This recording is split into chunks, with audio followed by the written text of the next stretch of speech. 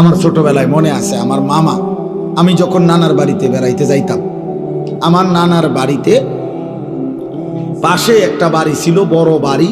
ওরা অন্য জায়গার থেকে নদী ভাঙ্গা মানুষ আইসে এখানে বসত করছিল, বিরাট বাড়ি।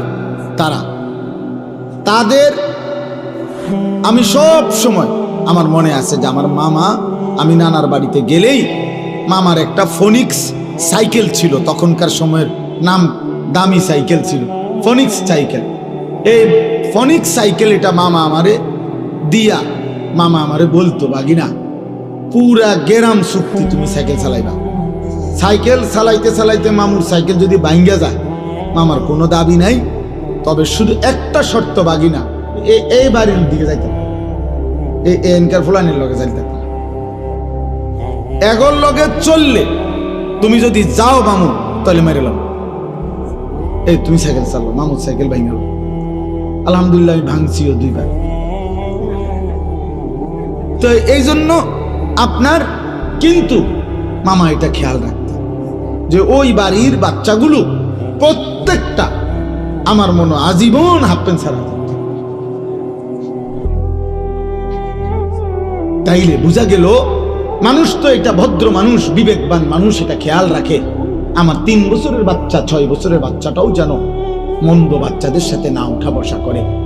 তাইলে বাবা, যদি 3 বছরের বাচ্চার ব্যাপারে এটা যত্ন নেওয়া হয়, তাহলে 16 বছরের ছেলেটার ব্যাপারে এই যত্ন নিবে না কেন? 12 বছরের অভিভাবক, 14 বছর বয়সী ছেলে মেয়ে, আপনি অভিভাবক যারা, আপনারা কি একবারও ভাবেন না যে আপনার 12 বছরের ছেলেটা তার সমবয়সী যেই ছেলেগুলোর সাথে চলে, ওই ছেলেগুলো একটাও এক ওয়াক্ত নামাজ পড়ে না এমন অসভ্য বেয়াদবদের সাথে চলে, আপনার সন্তান কি শিখবে? বেটা, আপনি বুঝেন না?